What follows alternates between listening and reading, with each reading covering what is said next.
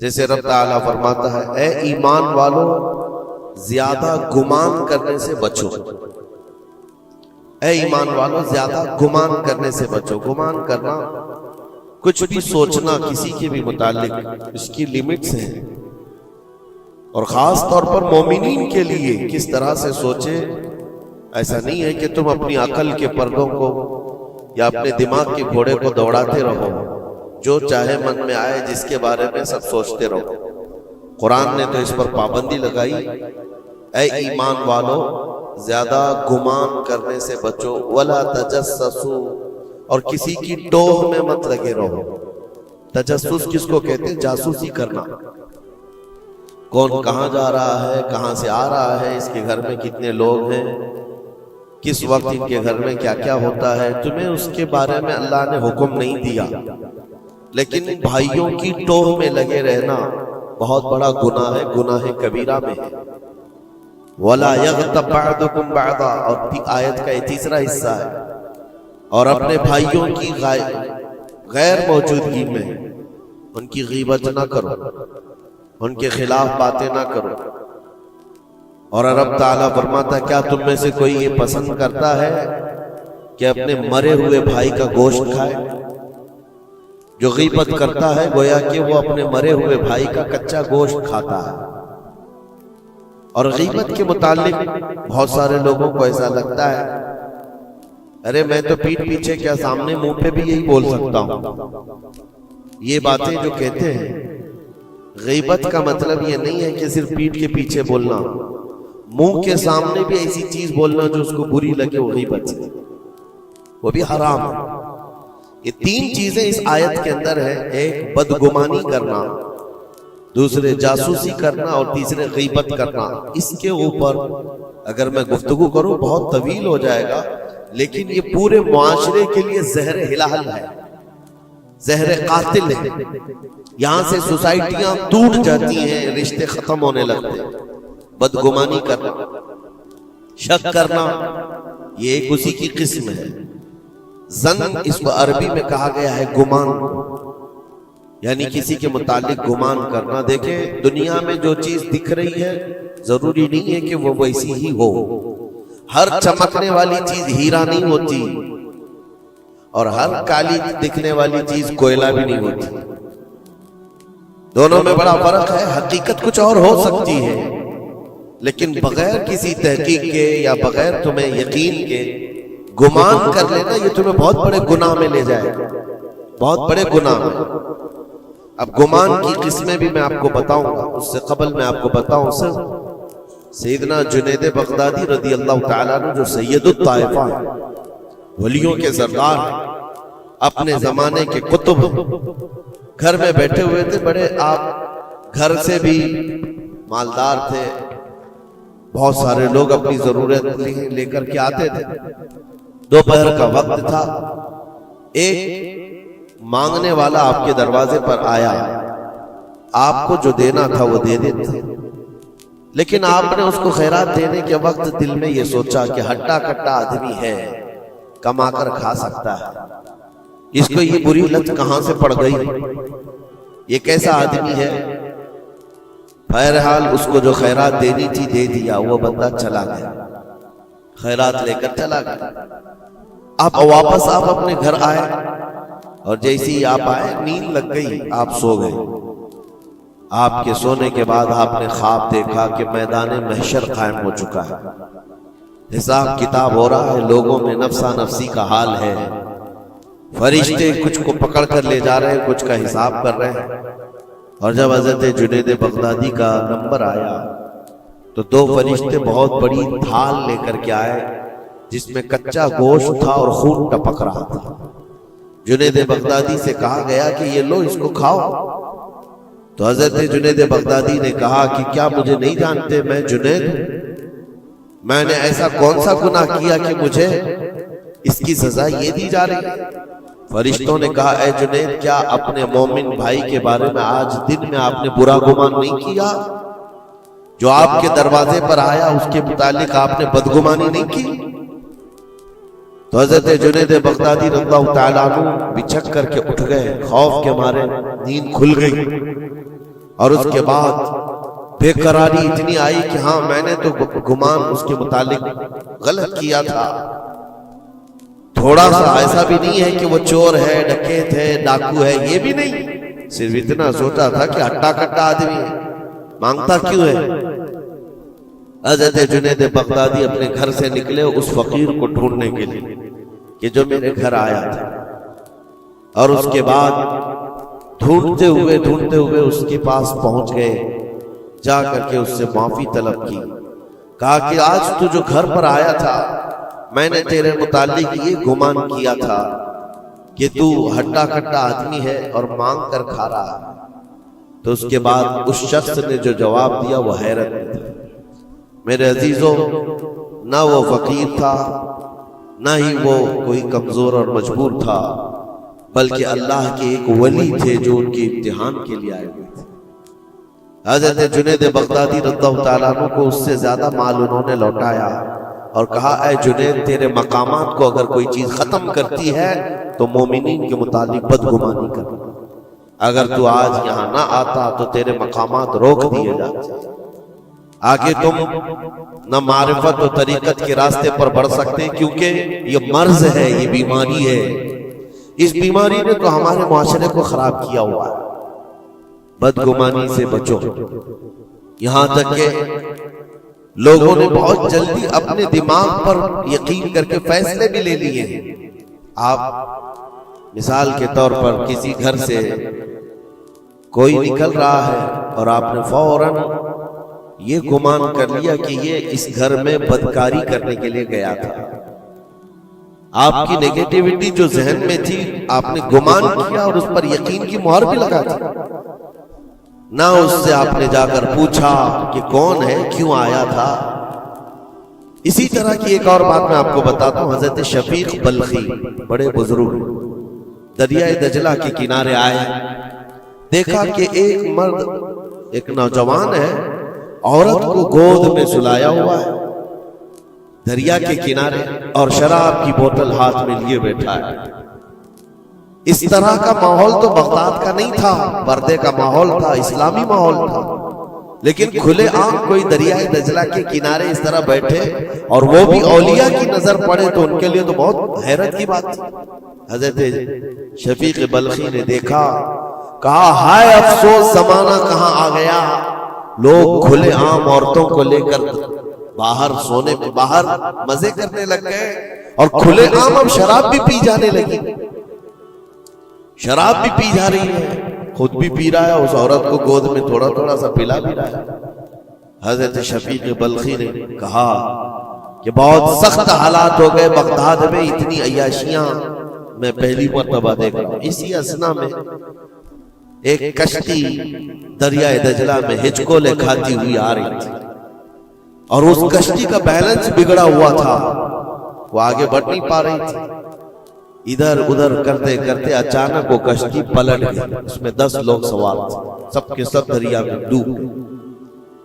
یہ جو نوجوان کنارے پر بیٹھا تھا، اس عورت کو جو گود میں لیے بیٹھا تھا، عورت کو اٹھایا اور اس کو سائڈ کیا، بھاگتا ہوا گیا دریا کے پاس، یوں ہاتھ ڈالتا تھا، ایک آدمی کو نکالتا تھا اور باہر کرتا تھا، نہ اس کے پاؤں پانی میں ڈوبتے تھے، یوں سمجھ لیں کہ جیسے دریا میں کوئی کھڑا ہے اور اپنے ہاتھ ڈال ڈال کر کے نکال رہا ہے۔ 9 آدمیوں کو اس نے اپنے ہاتھوں سے دریا سے نکالا اور باہر کیا، اور اس کے بعد ایک آدمی بچ گیا تھا۔ اس نوجوان نے حضرت شفیق بلخی کی طرف دیکھا جو وہیں کھڑے تھے، کہا کہ اے شفیق بلخی، میرے بارے میں بہت کچھ تم نے سوچا دل میں، 9 تو میں نے نکال دیا، ایک آپ نکال دیا، یہ جو جان بچایا ہے میں نے، اور رب تبارک و تعالیٰ نے فرمایا جس نے کسی ایک کی جان بچائی اس نے پوری کائنات کی جان بچائی، پوری دنیا کی جان بچائی، میں نے تو 9 کو بچایا، آپ ایک بچاؤ۔ آپ نے فرمایا اس سلسلے میں بعد میں بات کریں گے، پہلے اس آدمی کو بچا لو، اس آدمی کو بچا لو، میں تم سے التجا کرتا ہوں۔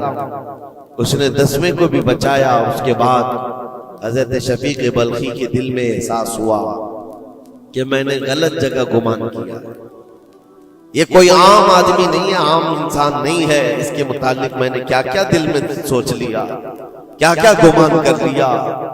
تو آپ کی آنکھوں میں آنسو آ گئے اور کہا کہ مجھ سے بڑی خطا ہو گئی، مجھے معاف کریں، لیکن آپ کو اللہ نے یہ طاقت دی ہے کہ آپ دریا پر کھڑے ہو کر انسانوں کو بچا تو رہے ہیں، لیکن یہ کیا ہے جو کنارے پر بیٹھ کر کے کھلے عام ہو رہا ہے؟ کنارے دریا کے بیٹھ کر یہ کھلے عام کیا ہو رہا ہے؟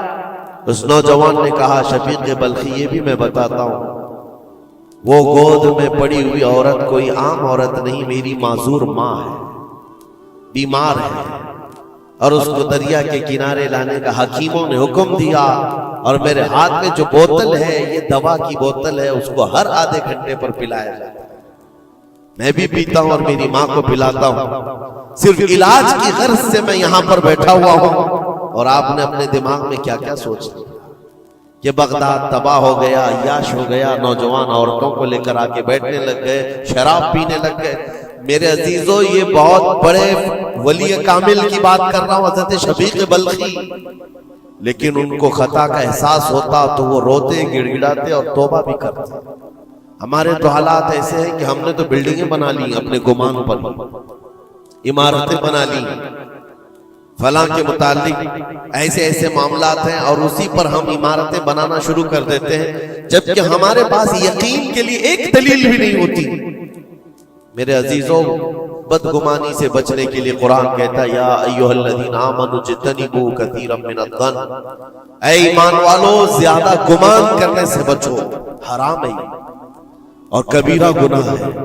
یہاں تک کہ فرمایا گیا کہ بدگمانی کرو گے مومنین کے متعلق، کل قیامت کے دن فیصلہ ہوگا، اور اگر تمہارا گمان غلط نکلا تو ساری نیکیاں تمہاری اٹھا کر اس بندے کو دی جائیں جس کے متعلق بدگمانی کیا تھا، اور تم نیکیوں سے اگر خالی تھے تو یہ مت سمجھنا کہ اب کچھ نہیں لیا جائے گا، بلکہ جس کے متعلق بدگمانی کیے تھے اس کے گناہ اٹھا کر تمہارے اوپر ڈال دیا جائے گا۔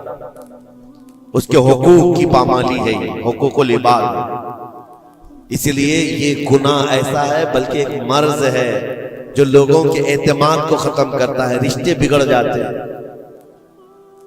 مجھے یاد ہے ایک بات بہت پہلے کی، ہمارے زمانے طالب علم، میں نے تقریباً 8-10 سال دیکھا، دو گہرے دوست تھے، بہت گہرے دوست، ایک ساتھ کھاتے تھے، ایک ساتھ جاتے تھے، مشہور تھی دوستی۔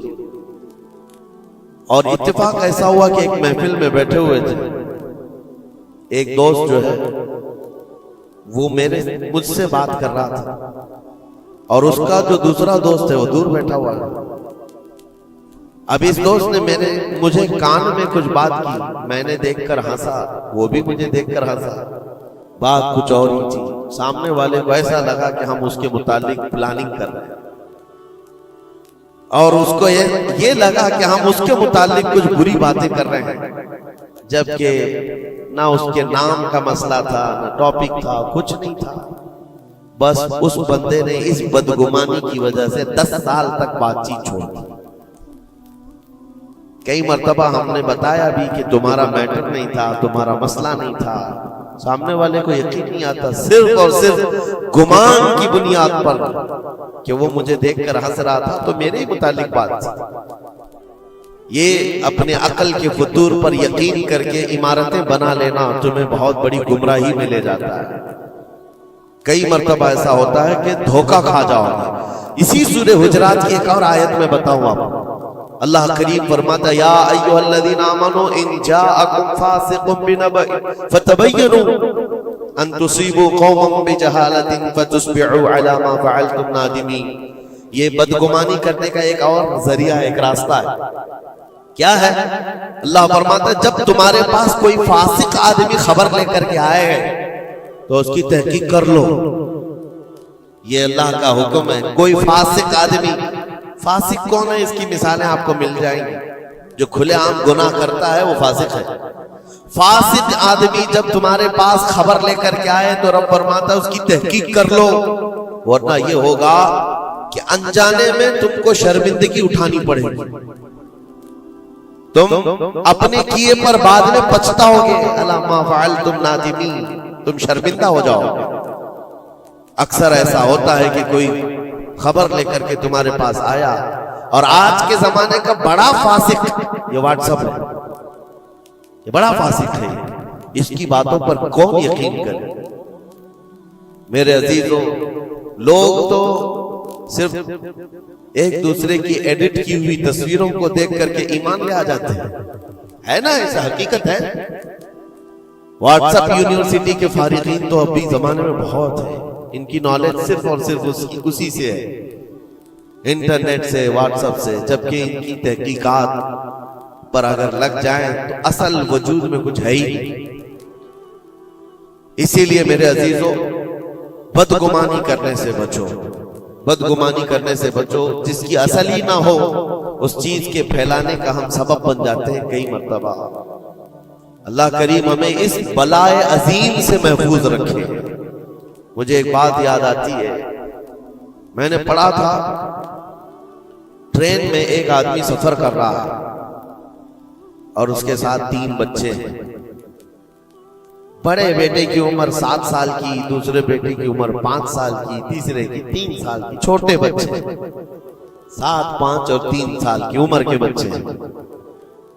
اب وہ بندہ جب ٹرین میں سفر کر رہا ہو 3 بچوں کو لے کر کے، اور جب بیٹھا ہوا ہے ٹرین میں، کوئی بڑا ادھر سے کودتا ہے، کوئی ادھر سے اچھلتا ہے، یہ تینوں اچھل کود ایسی مچائے ہوئے ہیں کہ اس مسافر کا آرام اور سکون غارت ہو گیا ہے۔ تھوڑی دیر تک کوئی برداشت کر لے گا، اور اس کے بعد مسافر دیکھ رہے ہیں دوسرے۔ بڑا مسئلہ تو یہ ہے کہ اچھل کود تو بچے کر رہے ہیں، باپ ایک جملہ بھی ان کو منع نہیں کر رہا، نہ بڑے سے کہتا ہے کہ بیٹھ جا، نہ چھوٹے کو سنبھالتا ہے۔ اچھل کود کر رہے ہیں اور یہ خاموشی سے بیٹھا ہوا ہے کونے میں۔ سامنے کے پیسنجر دیکھتے رہے اور کہا کہ کتنا بے غیرت آدمی ہے، بچوں کو ایسے کھلے عام چھوڑا ہوا ہے، بیلوں کی طرح ناچ رہے ہیں۔ اب کانا پھوسی بھی شروع ہو گئی۔ تھوڑی دیر کے بعد جب یہ زیادہ ہو گیا تو لاوا پھٹ ہی جاتا ہے لوگوں کا۔ کوئی کسی کی گود میں کود پڑ رہا ہے، کوئی اچھل کود کرتے ہوئے بچہ کسی کے ہاں لٹک جا رہا ہے۔ 1 گھنٹہ تماشا ہوا تو اس کے بعد لوگوں کے صبر کا دامن چھوٹ گیا، بولنا شروع کر دیا، اور سب نے مل کر کے جب اس کو کوسنا شروع کیا، بھائی صاحب آپ کے بچے ہیں؟ اس نے کہا میرے بچے ہیں۔ کہا کچھ تو تمیز سکھاؤ، سفر کے آداب تو بتاؤ، کوئی وہاں سے کود رہا ہے، کوئی یہاں سے کود رہا ہے، سارے لوگوں کا آرام غارت کر کے رکھا ہے ان بچوں نے۔ آپ باپ ہیں، آپ کو تمیز نہیں آتی، آپ کو تربیت کا انداز نہیں معلوم۔ سب کی ڈانٹ ڈپٹ سنتا رہا، اور اس کے بعد تھوڑی دیر کے بعد پھررائی ہوئی آواز نکلی، اس کی درد بھری آواز نکلی۔ کہا میں ان کو تربیت اچھی طرح سے دیتا ہوں، تمیز بھی ہے سب، لیکن مسئلہ یہ ہے کہ آج ہی صبح ان کی ماں میری بیوی کا گھر میں انتقال ہو چکا ہے۔ وہ میکے گئی ہوئی تھی، یہ بچے میرے پاس تھے، مجھے صبح خبر آئی ہے ان کی ماں کا اچانک دورہ پڑنے سے انتقال ہو چکا۔ میں نے ابھی تک ان بچوں کو بتایا نہیں کہ ان کی ماں کا انتقال ہوا۔ یہ جتنا اچھل کود کر رہے ہیں، کھیل رہے ہیں، ابھی گھر پہنچیں گے تو ان کی ساری خوشیاں ختم ہو جائیں گی۔ یہ اپنی ماں کی مردہ لاش کو دیکھیں گے تو سارا اچھل کود چلا جائے گا۔ بس میں اس لیے ان کو اتنی دیر کے لیے چھوڑا تھا کہ جتنی دیر خوشی منا سکے منا لیں، پھر زندگی بھر ان کو ماں کو کھونے کا احساس تو ستاتا ہی رہے گا۔ بس اتنا جملہ اس کا نکلا تو ہچکیاں بند گئی، جو بغل میں موجود مسافر تھے سب کی آنکھوں میں آنسو آ گئے۔ اب کوئی بچے کو اٹھاتا چومتا تھا، کوئی اس کو گود میں اٹھا رہا ہے۔ بچوں کو خبر نہیں ہے کہ ان کی ماں کا انتقال ہوا ہے، اور یہ بندہ ان کو سفر پر لے جا رہا ہے، لیکن تھوڑی ہی دیر کے لیے دوسرے مسافروں نے کیا کیا بدگمانیاں کر لی۔ میرے عزیزوں، کس کی زندگی میں کیا چل رہا ہے آپ کو خبر نہیں ہے۔ کئی لوگوں کی زندگیوں میں سمندر موجیں مار رہا ہے، اور آپ اسے دیکھ کر کے نہ جانے بے غیرت سمجھ لیتے ہیں، کبھی اس کو بدتمیز سمجھ لیتے ہیں۔ یہ بدگمانیاں ہیں جو بندے کو یہاں تک لے آتی ہیں۔ اور بدگمانی کرنے کا ایک طریقہ یہ بھی ہے کہ حضرت امام راضی فرماتے بندہ بسا اوقات کافر بھی ہو جاتا ہے، کفر تک چلا جاتا ہے بندہ، کیونکہ گمان پر اگر یقین کرنے لگ جائے۔ اس لیے بچو ان چیزوں سے، اور مومنوں کی عزت کو پامال کرنا یہ آسان نہیں ہے۔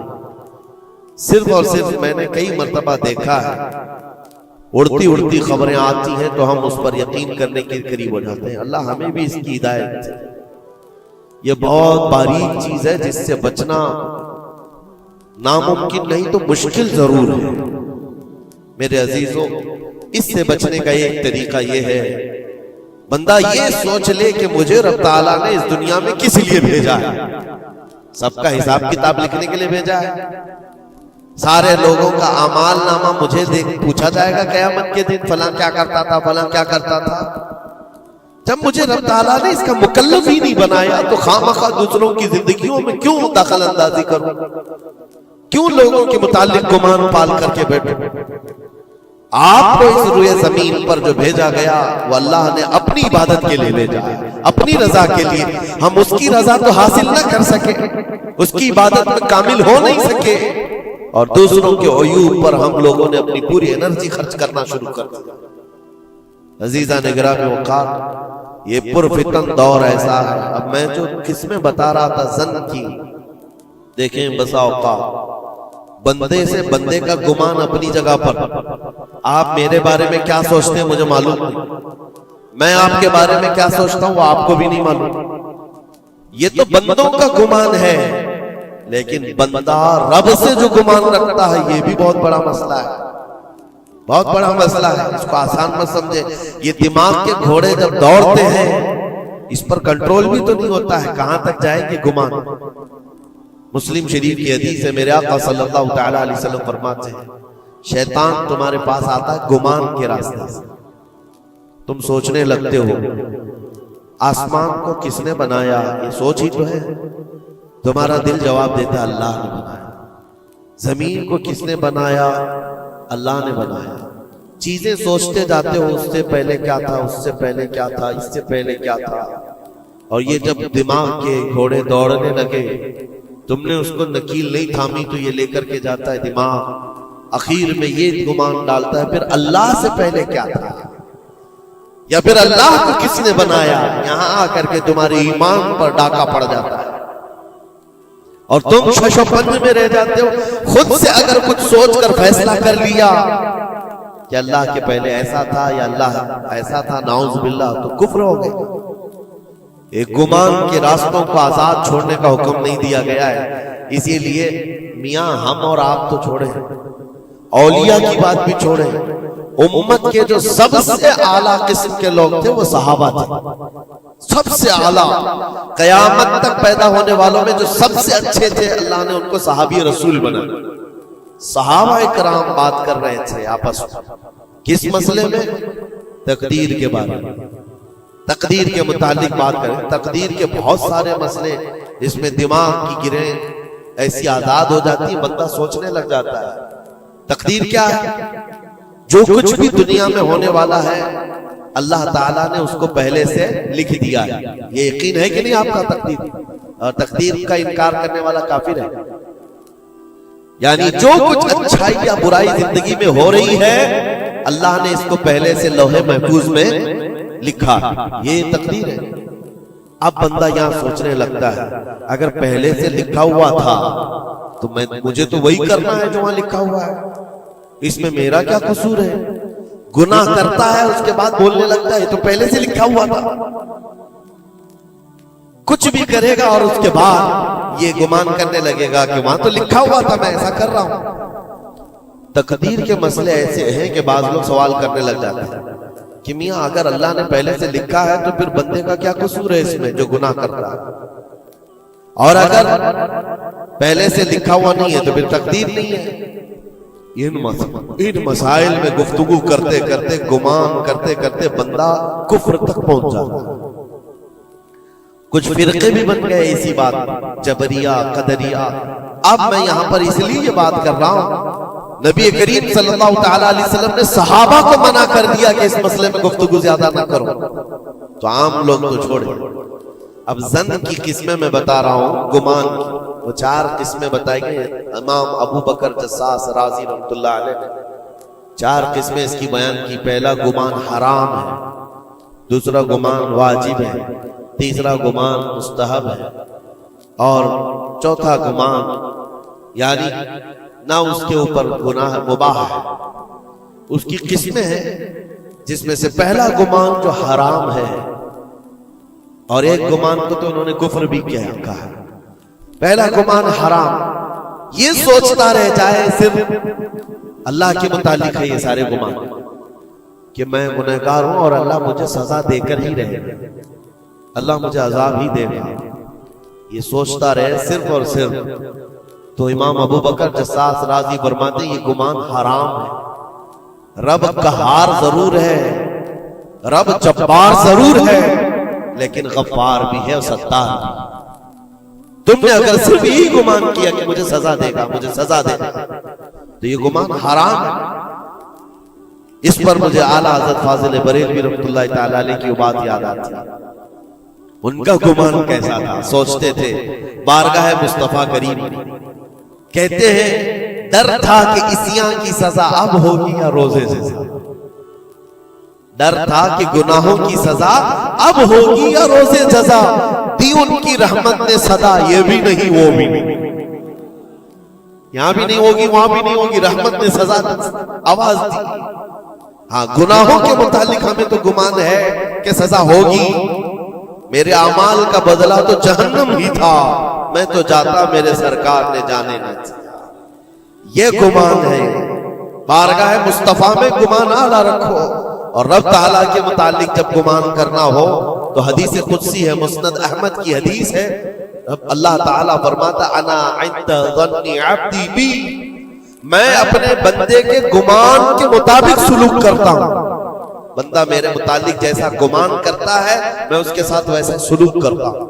اب تمہارا ہے یہ تمہاری مرضی ہے، اور حدیث کا آگے کا ٹکڑا بھی ہے فَلْيَظُنُّ مَا شَاءَ بِي، بندہ جو چاہے میرے بارے میں گمان کر لے۔ تم سخت قسم کا خدا گمان کر کے بیٹھے ہو، سختیوں کا سلوک ہو جائے۔ اسی لیے میں نے اس سے قبل بھی ایک بار کہا تھا، جب کسی کے گھر میں انتقال ہوتا ہے فرشتے آ جاتے ہیں، مرے ہوئے انسان کو اٹھانے سے پہلے تک وہ گھر والوں کو سب دیکھتے رہتے کون کیا کیا بول رہا ہے، اور اس کی ساری رپورٹ لے جا کر بارگاہ رب العزت میں عرض کرتے ہیں۔ اللہ تعالیٰ پوچھتا ہے فرشتوں سے، آج اس گھر میں ایک جان کو ہم نے لیا، وہ لوگ میرے متعلق کیا گمان کر رہے تھے، کیا سوچ رہے تھے اور کیا کہہ رہے تھے؟ فرشتے کہتے ہیں اے مولا فلاں کہہ رہا تھا کہ میرے گھر پر بڑا ظلم ہو گیا، میرا عزیز بچہ لے لیا، میرے گھر پر ایسی چیز آفت آ گئی، سب باتیں۔ تو رب تبارک و تعالیٰ فرماتا ہے فرشتوں گواہ ہو جاؤ، انہوں نے جیسا میرے متعلق گمان کیا اب میں ان کے ساتھ ویسا سلوک کروں گا، دنیا میں بھی اور آخرت میں بھی۔ اور پھر کسی گھر سے فرشتے جاتے ہیں جو نیک لوگوں کا ہوگا، رب تعالیٰ پوچھتا ہے یہاں کیا کہا جا رہا تھا میرے متعلق، کیا سوچا جا رہا تھا؟ فرشتے کہتے ہیں مولا ان کے گھر پر بڑی غم کی بات تھی، بڑی مصیبت تھی، ان کے باپ کا انتقال تھا، لیکن ہر کوئی کہہ رہا تھا انا للہ و انا الیہ راجعون، ہم اللہ کے لیے ہیں اور اللہ ہی کی طرف لوٹنے والے ہیں۔ رب تعالیٰ فرماتا ہے فرشتوں تم گواہ ہو جاؤ، اس سے بہتر ان کو نعم البدل دنیا میں دوں گا اور اس سے بہتر آخرت میں عطا کروں گا۔ تو اللہ کریم کے بارے میں گمان کیا رکھنا ہے، یہ بھی غور و فکر کے ساتھ۔ یہ ظن حرام سے بچو، ظن کفر سے بچو، اور ظن واجب ہے ایک جو فقہ کے مسئلے ہیں، یہ احادیث جس کو ظنی احکام کہا جاتا ہے، وہ سب یہاں پر ڈسکس کریں تو آپ کے اوپر سے باؤنس چلا جائے۔ اور مومنین کے متعلق مستحب ہے، اچھا گمان کرنا ہر ایک کے متعلق مستحب ہے، اور مباح جس کو کہا گیا ہے وہ ایسا ہے کہ آپ کے بلا اختیار کچھ گمان آیا ہے، آپ نے سوچا نہیں، تو یہ مباح ہے۔ اور خیر کا گمان کرنا، ظن المؤمنون خیرا، حضور پاک صلی اللہ ظن المؤمنین خیرا، میرے آقا صلی اللہ علیہ وسلم نے فرمایا مومنوں کے بارے میں ہمیشہ اچھا گمان رکھو، اچھا گمان رکھو۔ کوئی مر گیا اور جنازہ جا رہا ہے، ایک حدیث یہ بھی میں بتا دوں آپ، تمہارے گمان کرنے سے اور تمہارے بولنے سے کتنا فرق پڑتا ہے۔ ایک جنازہ جا رہا تھا، حضور پاک صلی اللہ علیہ وسلم تھے، وہاں پر بہت سارے لوگ کھڑے تھے، اس کی تعریف کرنے لگ گئے، کیا اچھا آدمی تھا، کتنے اچھے اعمال تھے اس کے، سب کے ساتھ بھلائی کرتا تھا۔ حضور پاک نے فرمایا بچ ہے بچ، واجب ہو گئی اس میں۔ پھر ایک جنازہ نکلا اور لوگ اس کے متعلق کہنے لگے بڑا بدکار آدمی تھا، یہ زمین کا بوجھ ہے، چلا گیا، لوگوں کے ساتھ برائیاں کرتا تھا۔ حضور نے فرمایا بچ ہے بچ، واجب ہو گئی۔ صحابہ نے پوچھا دونوں پر واجب ہو گئی؟ حضور نے فرمایا پہلے پر جنت واجب ہوئی، دوسرے پر دوزخ واجب ہوئی۔ تم نے جس طرح سے اس کے متعلق اپنا وہ بنایا، دماغ بنایا، مومنین جو کثیر مومنین اور یعنی صلاح و تقوی والے مومنین جس کے متعلق اچھا گمان کرے، اللہ بھی اس کے ساتھ اچھا سلوک فرماتا ہے۔ اسی لیے میرے عزیزوں، کیا جاتا کیا ہے اچھا گمان کرنے میں؟ خرچہ کون سا ہے آپ کا؟ پیسے کون سے لگتے ہیں آپ کے؟ جو قبرستانوں میں سوئے ہوئے ان کے بارے میں اچھا گمان کرو کہ جو کچھ بھی تھے انجانے میں ان سے خطائیں ہوئی ہوں گی، لیکن وہ رب تعالیٰ کی رحمت سے مایوس نہیں تھے، مولا انہیں معاف کرے گا۔ یہ اتنا گمان کرنے میں تمہارا کیا جا رہا ہے؟ آج کے اس پرفتن دور میں ایسے بدمعاش قسم کے اور ایسے فتین لوگ بھی آئے ہوئے ہیں جو تمہیں اولیاء سے بھی بدگمان کر رہے ہیں، صحابہ سے بھی بدگمان کر رہے ہیں۔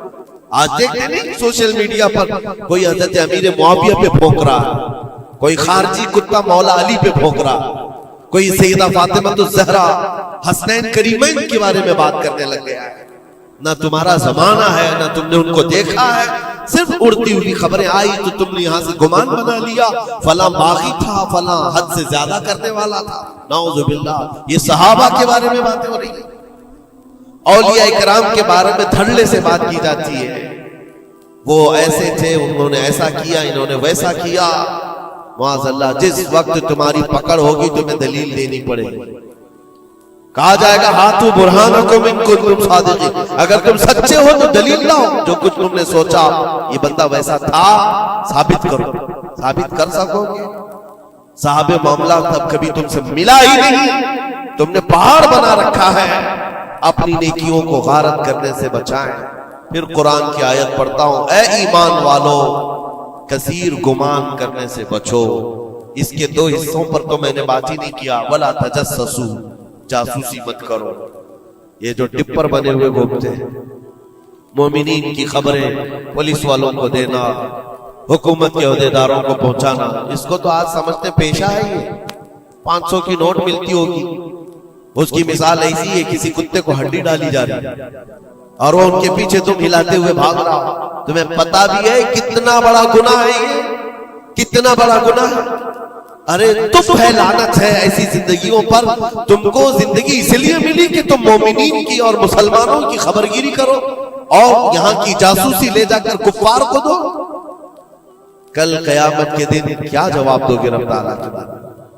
رب تبارک و تعالیٰ کے ان بندوں کے متعلق جو اسے اللہ پکارتے ہیں، تم ان کی خبریں لے جا کر ان کفار و مشرکین کو دینا چاہتے ہو جو ہماری جان کے پیاسے ہیں۔ مسلمانوں میں سے اگر کوئی ہے تو باز آ جائے، توبہ کر۔ اتنا خطرناک گناہ ہے کہ مرنے کے بعد قبر میں اس کا چہرہ قبلے سے بدل دیا جائے، قبلہ سے بدل دیا جائے گا اس کا چہرہ، اس کو قبلے کی طرف رکھنے نہیں دیا جائے گا۔ عزیزان گرامی اوقات، اللہ کریم ایسی بری نوبتوں سے ہمیں محفوظ فرمائے، ایسی بری ڈیوٹی سے اللہ محفوظ فرمائے۔ کریم خدا ارحم الراحمین کی بارگاہ میں دعا ہے کہ ہمیں ہماری عقل پر کنٹرول کی توفیق دے اور ہمیں مومنین کے متعلق حسن ظن کی توفیق عطا فرمائے، بدگمانی سے کیے ہوئے گناہوں سے مولا ہم کو معاف فرمائے۔ رب تبارک و تعالی ہماری گمان سے مومنین کا کسی کا دل دکھا ہو، ہم تیرے بارگاہ میں سچی توبہ کرتے ہیں، مولا ہمیں معاف فرما دے۔ وصلی اللہ تعالی علی خیر خلق محمد وآلہ واصحابہ اجمعین برحمتہ